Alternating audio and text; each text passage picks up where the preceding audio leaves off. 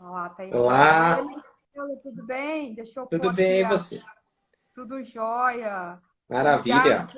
por aceitar, né, a participar.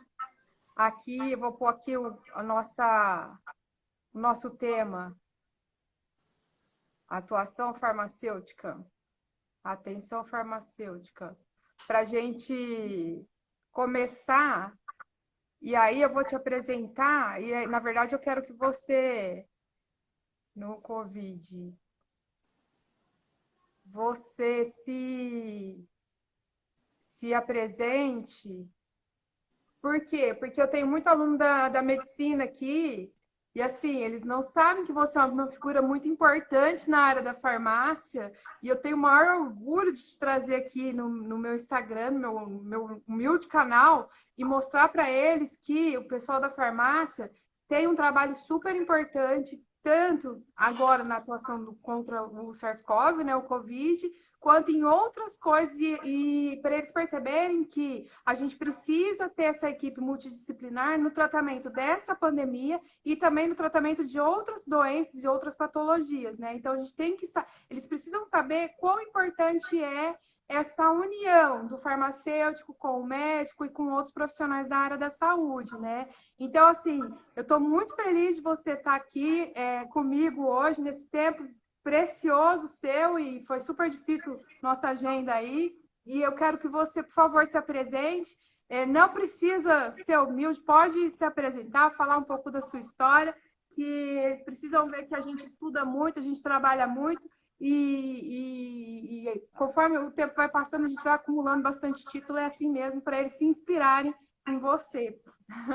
Quero agradecer Obrigado, novamente, né? obrigado, Carol, pelo convite. Fiquei muito feliz, né, de você me convidar para fazer uma participação nessa live, da gente conversar de um tema tão importante, né, relacionado, inclusive, aos testes diagnósticos. Existe muita confusão, existe Muito. muitas pessoas que não têm informações corretas, né, a respeito desse tema, e essas dúvidas normalmente não são só dos leigos, é dos profissionais de saúde mesmo, farmacêuticos, médicos, tem enfermeiros, tem dúvidas, tem a respeito, né, é válido, não é, pode, não pode. Então, rapidamente eu vou me apresentar. Eu fiz minha graduação em farmácia na USP de Ribeirão Preto, já mais de 30 anos que eu me graduei, então foi um longo tempo, aí, uma longa jornada, um caminho, né? Passei um período muito curto na hora que eu estava me formando na indústria farmacêutica, foi bem pouco mesmo. Porque Aí naquela eu época a retornei, gente decidia, né, que ia fazer qual área, né? Se era. sim, Eu eu fiz fiz biologia. indústria, eu fiz indústria, farmácia industrial. E aí fui para a indústria, para o laboratório cheio, fiquei muito pouco tempo, fiz meu estágio curricular e voltei para a área acadêmica, voltei para a universidade, fui para a Unicamp, onde eu fiz o meu mestrado na área de farmacologia, depois o doutorado.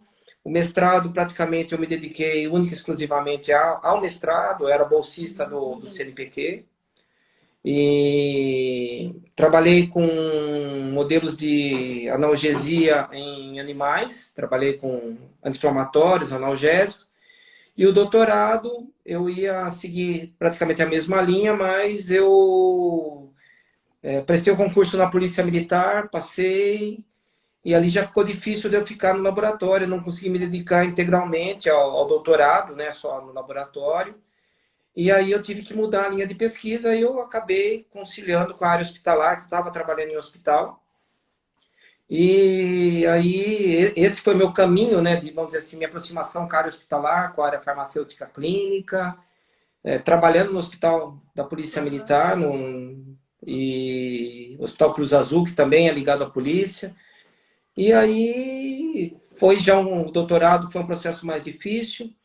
Estava na polícia, né, trabalhando como oficial farmacêutico lá. Já lecionava na Faculdade Oswaldo Cruz, lá em São Paulo, a princípio na pós-graduação. Depois eu fui lecionar na graduação da Universidade de São Judas, Universidade de São Camilo, na Oswaldo Cruz também. Então, eu passei um período muito na Faculdade de Medicina do ABC, lá em Santo André.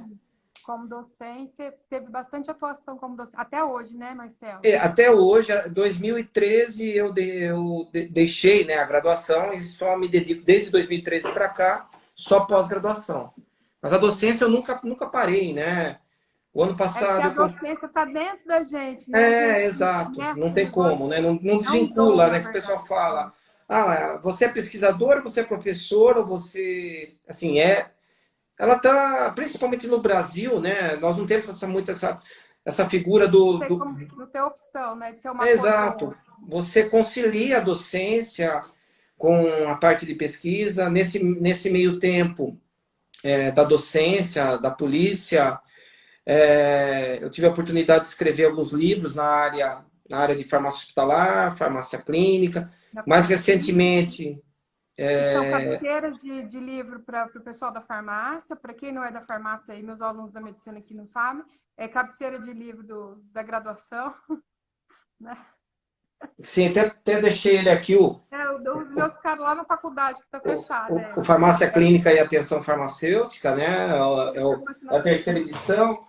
O Hospitalar foi meu primeiro livro, Farmácia Hospitalar. É espetacular esse livro. Esse Eu livro usava ele junto, para dar aula. esse aqui junto com a Elaine Capuccio, né? E com o Felipe Dias Carvalho, né? Que eu escrevi em coautoria, São farmacêutico. excelentes, são super didáticos para dar aula. Eu É, usava esse de farmácia hospitalar, farmácia clínica, atenção farmacêutica e o farmácia hospitalar. Os dois eu usava para ministrar aula quando eu dava aula na farmácia. São espetaculares, eu gosto demais deles. E aí e nesse meio tempo também eu acabei sendo conselheiro regional, depois diretor do CRF, fiquei um tempo em Brasília, né, no Conselho Federal de Farmácia, 6 anos como conselheiro federal, retornei aqui como conselheiro, depois atualmente estou como vice-presidente do CRF São Paulo. Então, são atividades. O ano Aí em passado, paralelo, isso, né? e ano passado eu concluí minha carreira na polícia, quase praticamente 30 anos de serviço, e agora estou mais na Agora vai ser docência, pesquisa. a pós-graduação, né? Exato, exato. Que a A gente gente não não para de consegue trabalhar, fazer. não vai parar nunca, né, Carol? A verdade Não. é essa. Eu não sei E quem é é da o área conselho, docente, né? não se vê parando, né? Talvez só se o universo nos parar por uma Eu doença, também um problema. consigo. Porque, É, teoricamente, eu estou de férias da faculdade, mas eu estou de férias da faculdade enlouquecida no laboratório fazendo os projetos de pesquisa. sim, Porque eu tenho sim, o projeto FAPESP, né? E a FAPESP não pode parar, né? Então, sim, com certeza. e aí, pegando esse gancho do Conselho Federal, né, que a gente tinha combinado alguns temas. Nós Sim, combinamos de falar um pouquinho dos testes, né? Porque, assim, eu acredito muito na nossa profissão. E eu fiquei muito contente quando pelo Ministério da Saúde, foi aprovado os farmacêuticos fazerem os testes nas farmácias e para melhorar, na verdade, os testes de farmácia são testes sorológicos. E eu já explico bastante isso aqui no meu Instagram, porque, como eu sou virologista, as pessoas me têm como um pouco de autoridade em relação a isso. Então, eu explico muito que o teste sorológico é só para saber quem teve a doença. E como você mesmo uhum, falou, tem muita gente falando que deu IgM positivo, a pessoa está doente. E não necessariamente quer sim, dizer isso. Ela pode ter sim, tido doença ou não pode estar doente. E tem muita gente falando assim, nossa, deu negativo, pode ficar feliz. Não, não é bem assim, né? Deu negativo quer dizer que você nunca teve contato com a doença e você está suscetível. Ou você pode estar doente nesse momento e não sim, desenvolver o sim, anticorpo até o momento. E sim, aí eu sei que, porque eu acompanho o conselho e alguns cursos do conselho, bem no comecinho da pandemia, o conselho é muito ativo, né? Ele sim, começou a fazer as capacitações online. E eu vejo sim. que o conselho faz muito isso. E aí Aham. eu queria saber um pouquinho como que foi para... Porque como você está no conselho, né? Como que foi Sim, para as farmácias se adaptarem para atender a população, para ter a atenção farmacêutica, porque é super importante, né? Muita gente não sabe, mas a atenção farmacêutica, ela tem que ser feita, embora não são todos que consigam fazer isso, né? Fazer essa comunicação correta entre paciente e farmacêutico passar a informação correta sobre os medicamentos e, no caso que a gente está falando especificamente, o resultado do exame, como que foi a repercussão das farmácias junto ao conselho em relação a isso, né? Eu acho Adaptação que e tal. assim, Carol, nós tivemos vários momentos, né? Vamos dizer assim, a pandemia completou, né, ontem, na verdade, foram 6 meses, né? Que iniciou É, praticamente o relato do primeiro caso na China, até hoje são 6 meses. Então, nesse período todo, o Conselho Regional de Farmácia de São Paulo praticamente foi o primeiro órgão, né, primeira entidade farmacêutica a fazer uma capacitação focada. Nós não tínhamos nem caso no Brasil, foi dia 18 de fevereiro. O primeiro caso acho que chegou uma semana depois do carnaval, né? Final de fevereiro. E nós fizemos uma capacitação. Nós chamamos um virologista do ICB. Isso, exato. O chamamos, a Adriela Luz, que é a minha esposa, que é da área de infectologia. eu assisti, porque Também. eu conheço, eu vi pelo YouTube, eu conheço o Isso, Gustavo, exato. o Marcos, que falou Isso, exatamente. O Gustavo Alves. Então, nós fizemos uma discussão já para preparar. É claro que naquele momento nós não tínhamos noção do que viria. Mas então, naquele momento, a gente estava naquela fase de prevenção, de cuidados, de notificação, de se você tiver um sintoma, se você tiver um contactante de alguém que veio da China. Então, assim, hoje, é claro. Então, naquele momento, a gente estava preparando para o que era a doença, o que era o vírus, quais eram os sintomas que nós tínhamos, tudo com base praticamente na experiência chinesa, porque na Europa, a curva estava crescendo ainda na Europa, né? A gente estava iniciando os casos na Itália, né? Que foi desesperador o que a gente vivenciou, e sempre procurando trazer essas informações. A questão, eu acho que nunca na história, né, você como virologista, acho que você acompanhou, se mapeou um vírus tão rapidamente, né, o genoma do vírus, foi a você já primeira vez. identificar exato, fazer os testes, né, já a identificação em PCR, depois, posteriormente, isolou o anticorpo, Sim. estudou o O vírus anticorpo. mesmo foi a primeira vez que teve essa velocidade, foi identificado com tanta velocidade, foi tão Sim, rápido, geneticamente identificado, o genoma sim. completo e tal, eles foram Sim, rápidos. eu acho que isso, então, naquele momento, a gente nem falava, vamos dizer, março, ainda o teste rápido estava começando, alguns fabricantes na China já tinham desenvolvido, né, metodologia, na Coreia do Sul, nos Estados Unidos, e aí que começou a discutir, aí da Europa migrou para os Estados Unidos, vamos dizer assim, né, o epicentro, né, foi aí, estou falando já em abril, maio, né, e final de abril nós tivemos a regulamentação dos testes rápidos em farmácia. Por quê? Eu acho que é importante a gente esclarecer isso, Carol, que ontem, inclusive na Roda Viva, é uma questão de opinião, é óbvio, a ciência, a Natália Pasternak, pesquisadora, se pronunciou que não serve para nada. Eu tomo a liberdade de discordar dela. Ele tem uma utilidade, óbvio, ele não é, e nunca a Anvisa falou que ele é diagnóstico. Ele é um teste de Ele tem uma rastreamento. utilidade epidemiológica, né? Exato, de rastreamento, para você acessoriamente, auxiliarmente orientar o paciente. Um paciente que dá IgM positivo e IgG positivo, ele está na fase ativa da doença. Você pode orientá-lo, né, a procurar o atendimento médico para ser acompanhado por um médico. Então, ninguém usurpou a farmácia, não usurpou o papel do laboratório, não usurpou o papel do médico. Então, assim, é claro, é questão de opinião dela como pesquisadora, mas eu, como farmacêutico atuei a minha vida inteira na área hospitalar, atuei dentro de comissão de controle de infecção hospitalar, atuei na área de infectologia.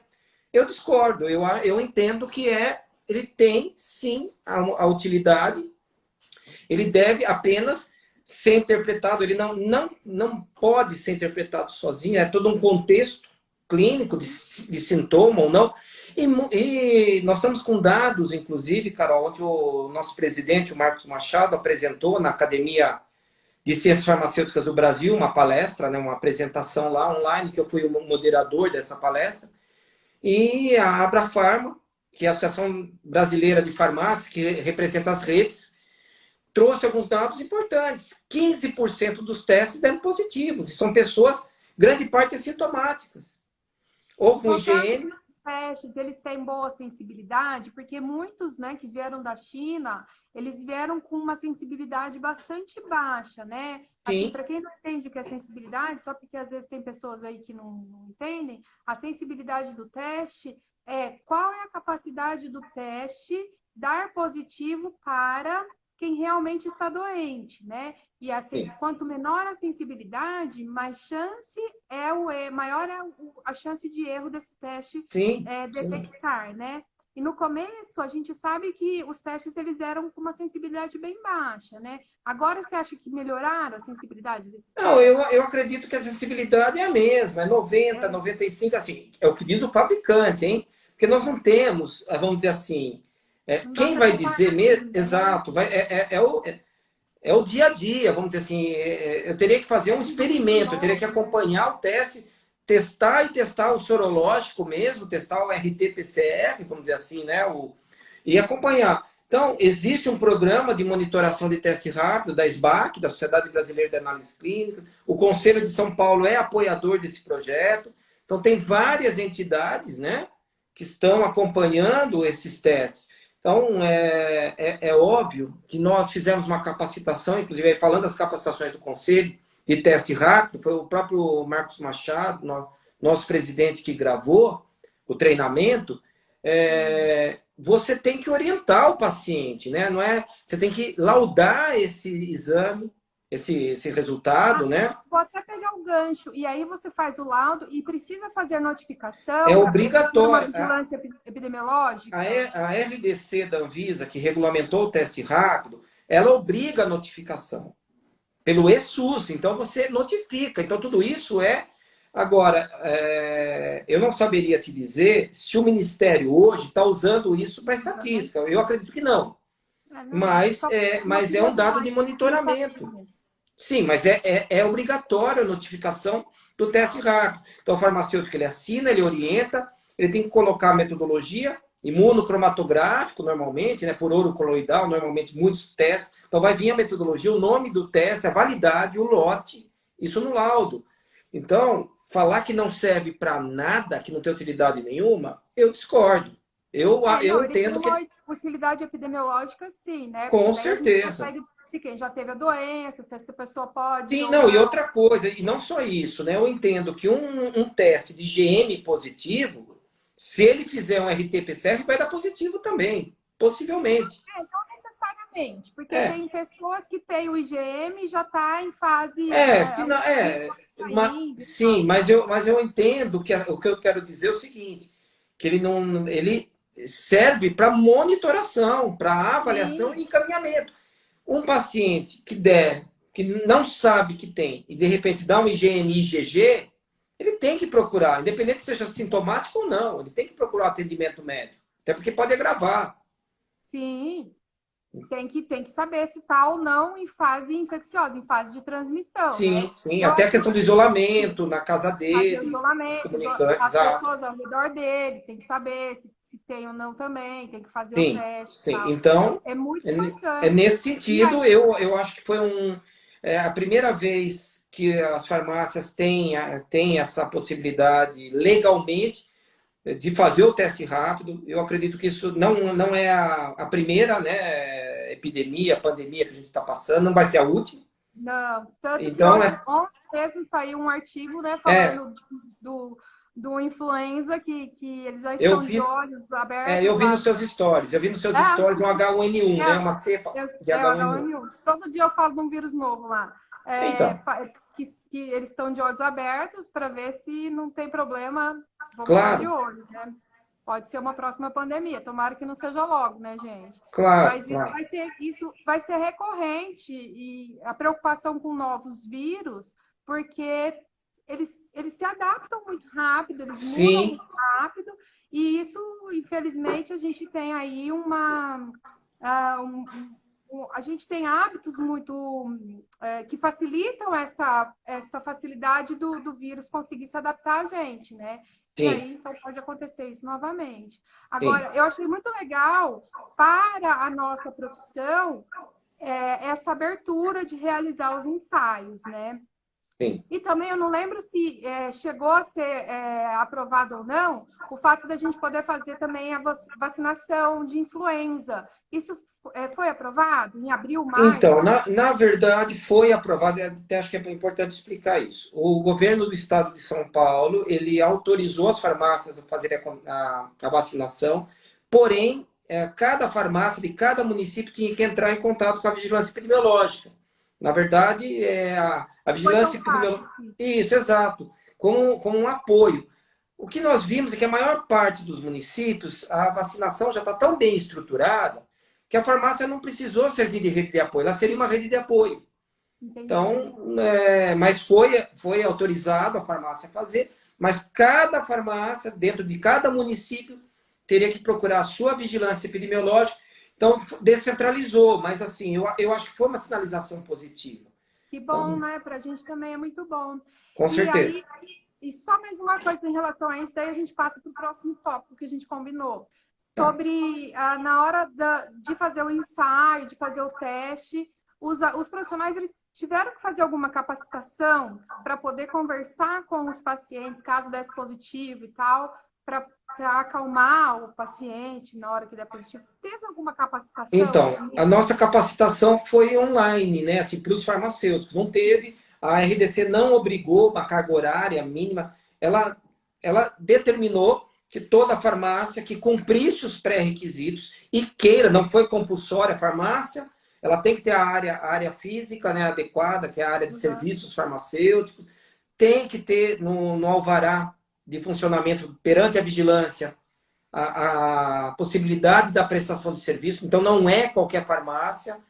E no caso do conselho, teve a capacitação do conselho, a Abrafarma, como uma associação que reúne as redes, também capacitou, a Febrafar também que reúne as farmácias independentes. Então, assim, a capacitação para quem que se desenvolver se preparou. E assim, né, Carol, na verdade, o teste rápido, ele é muito simples, vamos dizer assim, Sim, eu sei. a execução, né, Precisa isso, a dúvida, na verdade, eram as dúvidas, como você mesmo perguntou, tem que notificar se der positivo ou não, como preenche o termo de declaração do teste, como que faz o laudo, né, o resultado, como você encaminha. Então, isso que, na verdade, nós, no caso do Conselho Regional de Farmácia de São Paulo, nos pegamos mais nisso, fizemos um manual, está no disponível site. para os farmacêuticos consultarem no crfsp.org.br, lá tem um hot site só da Covid-19, está lá o teste rápido. Então, vocês conseguem assistir o vídeo, conseguem assistir o treinamento, pegar o material, o termo de declaração do exame, né, do teste rápido. Então, Tem tudo lá no site, né? Super bom o sim, site. sim, eu entendo que é importante, né? Continuo achando, meu ponto de vista, até o presente momento. É claro que você sabe disso, como você é cientista também, até o presente momento nós dizemos que é válido. Pode ser que realmente amanhã saia um estudo clínico randomizado que o teste rápido não serve para nada realmente. E vamos dizer, a Natália Pasternak tem razão, mas Eu acho só que o que eles falam de 90% de sensibilidade, eu não acho que eles sejam tão sensíveis assim, mas eu acho sim, válido fazer para ter esse estudo, para ter uma noção epidemiológica. Eu sim, acredito que precise essa noção epidemiológica, mas eu não acredito na sensibilidade deles, assim, no que eles sim. falam de ser tão sensível, porque nem o PCR em tempo real chega a 95% de sensibilidade, Sim, né? sim, sim, Então, sim. eu acho que a sensibilidade deles não é É, tão alta assim. por isso que eu Só, falei. Eu olhei, é óbvio, acho que são registradas no Brasil, acho que são quase 80. é um Eu vi a bula monte. de vários. Eu vi a bula de vários e sempre eu vou direto, quase que vou na sensibilidade. Vou lá, né? A gente É a vai lá primeira na coisa que a gente faz, a né? gente vai lá na sensibilidade. Então, é óbvio que a gente como eu sempre falei sempre orientei os farmacêuticos, gente, vamos, faz o teste, orienta o paciente, explica para ele que não é diagnóstico, você não está dando diagnóstico se ele tem ou se ele não tem. Apenas e isso é muito importante a Se gente. tiver IgG positivo, não é uma coisa ruim. IgG Exato, positivo é uma coisa boa, né? exato, exato. A pessoa, claro, Verdade. claro, Não é fica um. feliz com o IgG positivo, gente, né? Exato, A eu pessoa acho que fica todo triste mundo com o queria IgG ter um positivo. IgG positivo hoje, né? Assim, e não ter sido É o sonho de consumo, assintomático. IgG positivo, né? Eu Meu acho que é o sonho de sonho de consumo é IgG consumo, né? Na positivo. pandemia é ser IgG positivo e não ter complicado, não ter transmitido É também, né? ter sido Pensar que você. assintomático, né? Exato. Agora eu queria saber só mais umas coisinhas para não ficar tomando muito seu tempo. Sobre a automedicação dos medicamentos que o pessoal está enlouquecido, porque a gente tem estudos in vitro do Anitta, que eu não consigo falar o nome, nitaxosacina, é muito difícil o nome. Nitazoxanida. Você tem que Ah, dividir, né? Como farmacologista, eu aprendi na minha cabeça, sempre a gente tem que dividir o nome. Nitazo, daí Xanida. Xanida, né? Cara, e assim, a minha linha de pesquisa é desenvolvimento de antiviral. É tudo Tá. número, sabe? A gente trabalha com números. A gente não, é tudo sigla, a gente não tem nomes, é tudo Aham. sigla, né? E a ivermectina. Então, o que a gente tem até hoje são estudos in vitro que foram efetivos contra a partícula viral, in vitro. Mas Sim, os estudos em vivo, eles ainda não foram não seguiram os resultados, né? A gente não tem os resultados dos estudos em vivo. E o pessoal está muito enlouquecido, falando que tem que tomar, que faz, que sim, e pelo amor de Deus, isso vai fazer efeito e tal. E tá todo mundo fazendo automedicação, achando que vai ser preventivo e tal. E aí eu sim. acho super importante a ação do farmacêutico neste ponto. E também, além do farmacêutico, porque às vezes não dá tempo do farmacêutico atender todo mundo, principalmente em rede, ensinar os balconistas que eles precisam também ajudar o farmacêutico Claro. nessa luta do uso racional do medicamento. Por quê? Esses medicamentos, eles têm efeito colateral. E o efeito colateral pode ser um pouco desconfortante. Além desses dois, saiu o estudo falando que em pacientes graves, a utilização de corticosteroide, ela é importante. Sim. Claro, porque dá uma diminuída na cascata inflamatória, na hiperinflamação. E aí, o pessoal também está achando que a utilização de corticosteroide vai também resolver o problema precoce. Mas não é assim, porque a doença, na maior parte da população, e 80% das pessoas que se infectam, ela é autolimitante. Então, não precisa fazer a utilização de corticosteroide, porque a gente precisa da resposta imunológica. O pessoal Sim. está tomando corticoide, daqui a pouco vai ter uma síndrome de Cushing, que aí nem sabe Sim. da onde você está fazendo automedicação. Sim. Então, o conselho, ou não sei, tem procura pelo conselho em relação a isso? Ou o conselho também vai lançar alguma coisa para ajudar os farmacêuticos? Nós temos orientado, nós temos departamento de orientação, né? Está muito atuante, de ouvidoria também, né? De uso abusivo. A fiscalização tem feito orientação nas farmácias, tem tido papel orientativo, mas acho que esse ponto que você pegou, Carol, é muito importante. Vamos pegar o exemplo da ivermectina. Foi baseado em um estudo in vitro e a dose, se extrapolar para o humano, é tóxica. Para você Não, ver. 35, 40 meses a dose de Então, uso. é criminoso o que está sendo feito. Hoje, inclusive, chegou um vídeo até o meu conhecimento, né, de um médico, e eu encaminhei via para o departamento jurídico para mandar para o Ministério Público Federal uma notícia crime contra esse médico que está fazendo o vídeo de ivermectina. Ele não tem embasamento para fazer isso. Então, isso não é nem ético, é criminoso. Eu entendo que submeter a população a um risco desse é crime, é criminoso. Então, foi encaminhado, pedi para o jurídico encaminhar para o Ministério Público Federal para investigar essas pessoas que estão fazendo vídeo em WhatsApp para usar ivermectina, para usar anita. Nenhum deles tem registro. E não é nem falar uso off-label, não tem nada, não tem. Não tem. Não E o tem. pessoal está muito angustiado, não quer existem vários estudos clínicos em andamento. E o pessoal não quer esperar mais 1 ou 2 semanas para a gente ver os resultados. Claro, Porque eu acredito que se eles fossem eficazes, a gente ia ter um press release saindo, falando, olha, funciona. Tal, daqui a pouco a gente vai mandar os resultados, mas tipo, tem uma luz no fim do túnel, mas se sim, tivesse efetividade, já ia ter alguma coisa. Mas se não sim, tem nada, talvez também não seja efetivo contra essa sim. patologia, né? E as pessoas acho que eles precisam acreditar num milagre e sai aí correndo atrás. Tem até a Jane perguntando aqui, será que a gente não pode fazer nada? Sei lá, para esses medicamentos também entrarem na 344? A gente tem alguma coisa que a gente possa fazer como farmacêutico? Eu vou colocar a minha opinião, já discuti com a minha esposa, que também é conselheira, né, no CERP São Paulo, com outros conselheiros. Eu acho vergonhoso transformar em portaria 344, porque já tem tarja. Tem receita? Eu dispenso, infelizmente, mas eu posso orientar. O Conselho Federal criou uma declaração de ato que ele pode dispensar, mas ele pode colocar para o paciente que aquilo não funciona e não tem comprovação e deixar a dispensação ligada ao preenchimento desse termo de declaração. O Conselho Federal fez isso para respaldar o farmacêutico. Até como... porque nós sabemos, o nosso Código de Ética impede que nós pratiquemos a dispensação de medicamentos que não têm comprovação científica para aquela finalidade.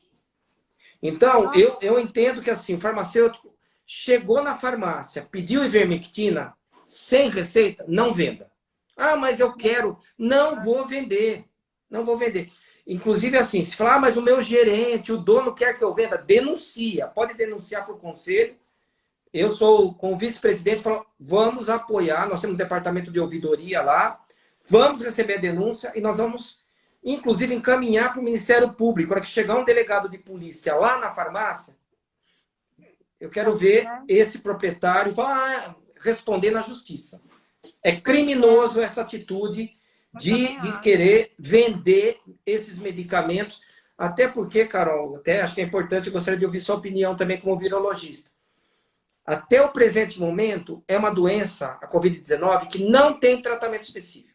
Não tem. Não tem tratamento específico. Então, a gente tem tratamento de suporte. Isso. Então, no quadro leve... De suporte. Exato. O quadro leve é ficar em casa esperando... Tomar água, hidratar. Exato. Hidratar, analgésico, se tiver dor. Exato. Ponto. As pessoas não entendem também. Eu acho que esses vídeos desses médicos foram um desserviço para a sociedade. Né? Falando para usar ivermectina, para usar hidroxicloroquina, não tem evidências. Os Estados Unidos proibiu o uso de hidroxicloroquina para a Covid-19. Por quê? Não tem evidência. Mesmo os ensaios clínicos foram suspensos.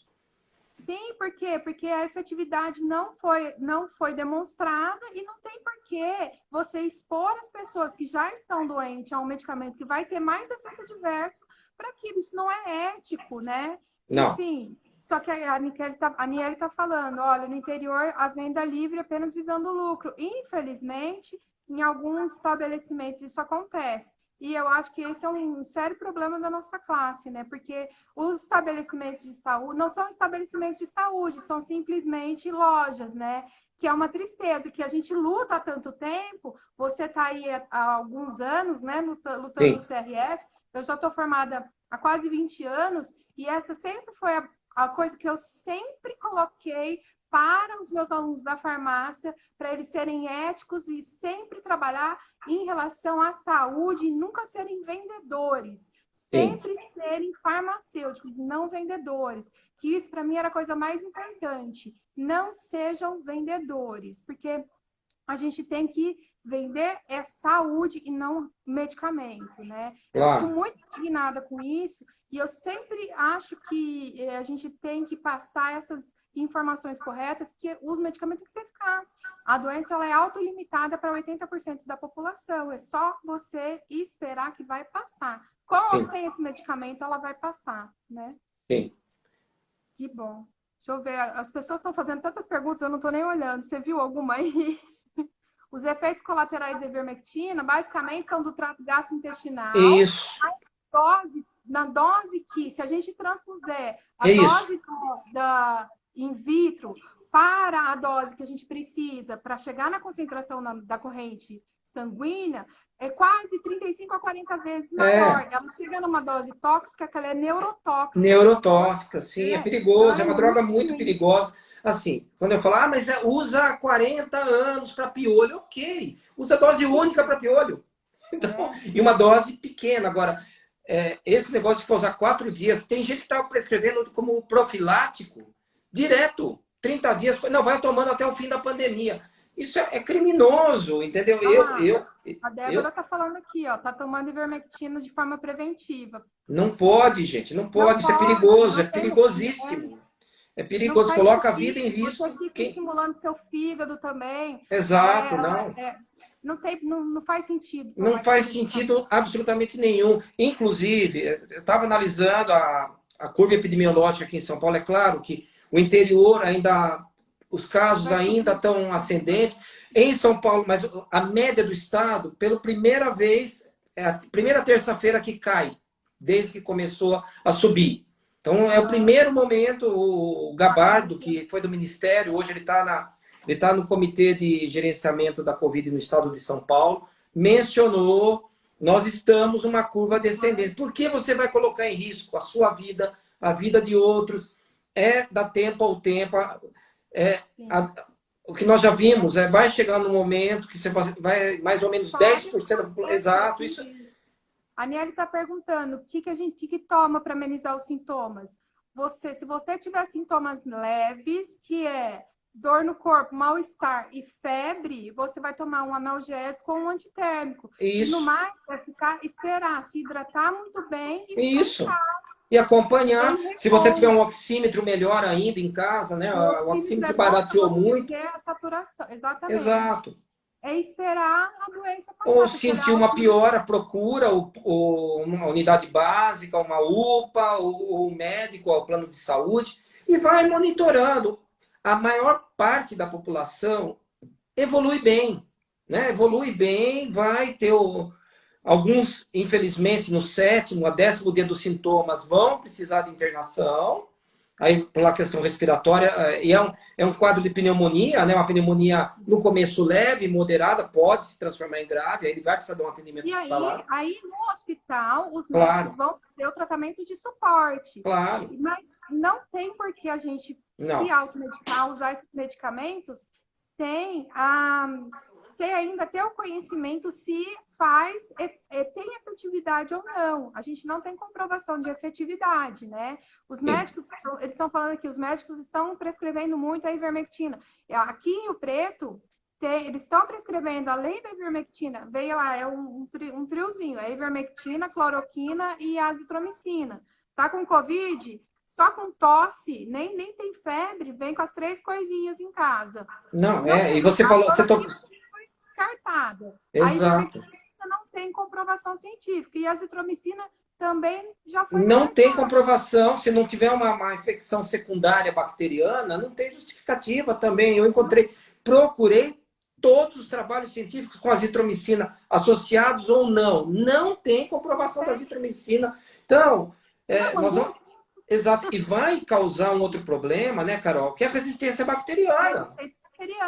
Daqui 5, 6 meses vai explodir. A azitromicina não vai servir para mais nada. A gente não vai poder usar mais macrolide, azitromicina. Exato. Eu acho assim... As pessoas perguntam, mas eu não vou me tratar? Eu falei, não tem tratamento, gente. Eu queria que tivesse. É igual gripe. Quando você está com gripe, você não quer passar? Pronto. Né? Hoje eu vi uma matéria de um médico do IGESP, né, que é o Hospital de São Paulo. Ele testou o tocilizumab, que é um antagonista de interleucina 6, em 11 pacientes. Dos 11, ele não fez teste clínico randomizado, ele é observacional. Ele acompanhou 11 pacientes, dos 11, 10 evoluíram bem. Então, a média... Mas é paciente grave, né? Grave e todos entubados. Então, exato. Então, assim, apesar de ser observacional, não é um N grande, mas é importante esse dado, essa observação desse diretor clínico, porque a média de óbito em UTI é 40%, isso no mundo todo. É enorme. É 40%. Então, ele reduziu de 11 pacientes, apenas 10, ele a mortalidade ficou para 10%. Tudo bem, N pequeno. E os estudos já Ah, mostravam que o tocilizumab, para o grave, né, para o paciente que está entubado, ele mas é, aí faz muito sentido, porque você tem sim, que parar a tempestade de citocina, porque a interleucina 6 ela é uma das citocinas pró-inflamatórias, você impede a cascata, e aí você exato, consegue equilibrar esse paciente, reestruturar esse exato. paciente. É a É uma mesma linha da pós-doc dexametasona, né? Dexametasona, aquele estudo de Oxford, do Remdesivir, do né? Remdesivir, claro, tá. Mas assim, eu acho, né, Carol, é minha expectativa, que a gente vai chegar até o final, ainda com casos ainda altos, vamos dizer assim, com um tratamento de suporte bom, que a gente vai Sim. reduzir a mortalidade. Eu não É acho que porque não vai ser a como cura, não é o doença tratamento que a gente, definitivo. cada dia a gente vai descobrindo uma Isso, coisinha, uma coisinha, uma coisinha, né? Tipo, a gente descobriu os microcoagulação, aí a gente sim, faz esse sim, aqui. Nossa, cada dia é uma descoberta claro, nova, a gente claro. não entende a patogenia direito, então vai ter, né? Isso. Cada, cada dia uma surpresa. Então a gente vai tendo cada vez melhoras do tratamento de suporte, né? Isso, e aí Mas não até praticamente diminuir abaixo de 5, de 2%.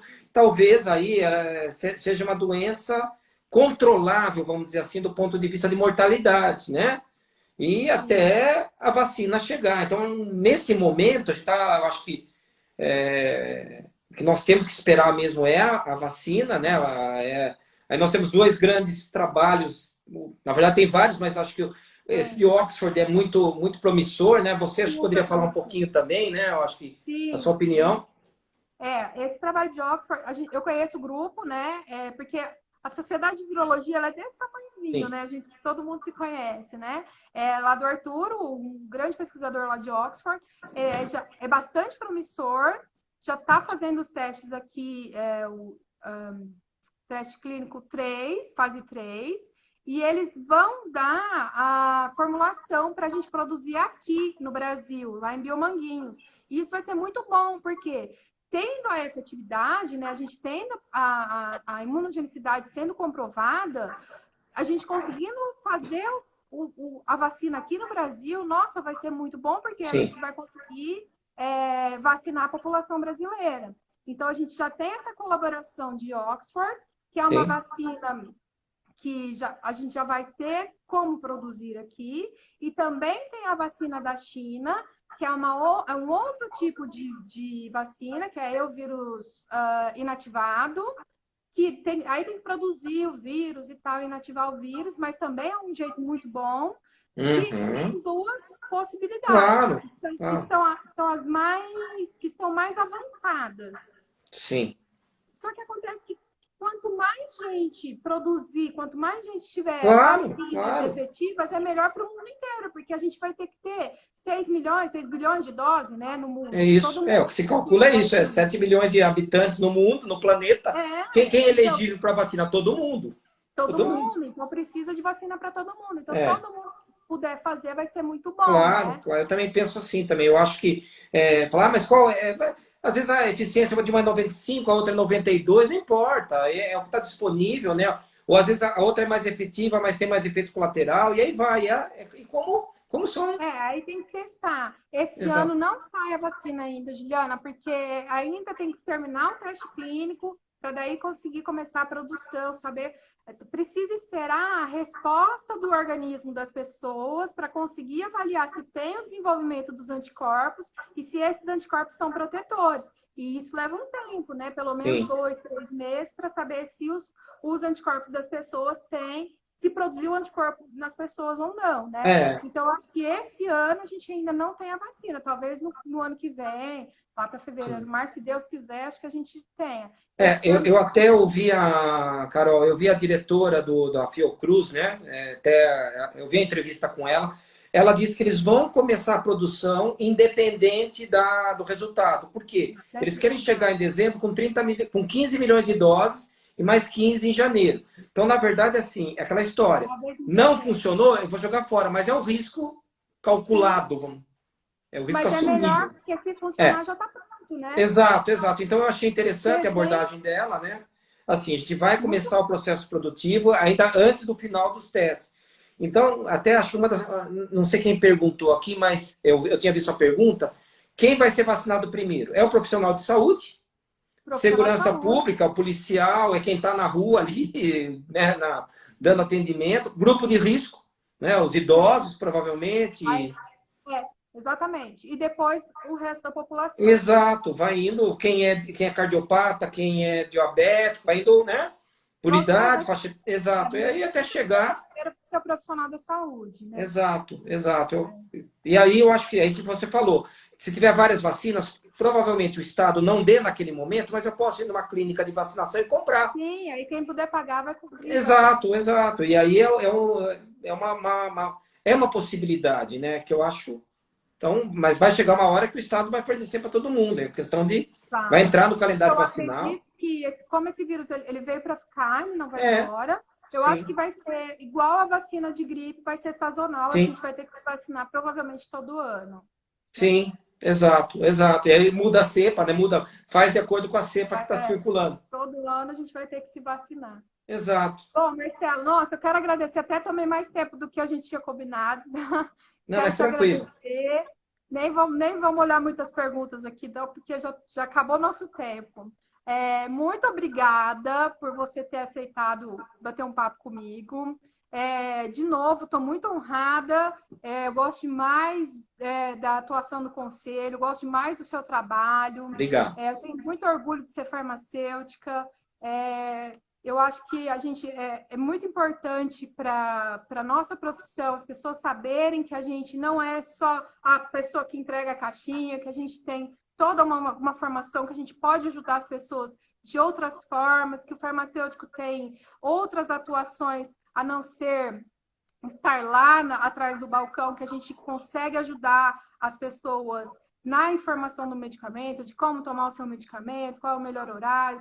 A gente pode analisar se o seu medicamento está sendo tomado de forma certa. Enfim, a gente consegue fazer várias coisas além de simplesmente entregar o medicamento. E eu sei que o CRF, ele atua junto com o profissional e ajuda muito o profissional nessa parte, né? Então, eu quero agradecer imensamente como farmacêutica e como docente por você ter aceitado vir aqui bater o papo comigo. Obrigado. Eu queria mandar um beijo aí para Heloísa. A minha mãe. É a sua mãe. Eu não sabia. Eu sou de Piracicaba, minha família é de Piracicaba. Ela conhece, provavelmente ela conhece minha mãe. Ela escreveu aqui nos comentários, então ela conhece a loja que minha mãe tinha lá em Piracicaba, na Rua Governador. Então, para você ver como esse mundo é pequeno, né? Olha lá, tá vendo? Depois eu vou colocar, eu vou salvar a live, aí eu coloco o site do CRF de São Paulo para vocês terem Maravilha. acesso a todas essas informações que o Marcelo falou. É super legal o site do CRF, tem um monte de informação legal, um monte de vídeo legal. Vocês vão adorar, tá bom? Maravilha. Obrigada, então, Obrigado, viu? Carol. Um Obrigadão, viu? Um beijo, boa abraço. noite. Boa noite.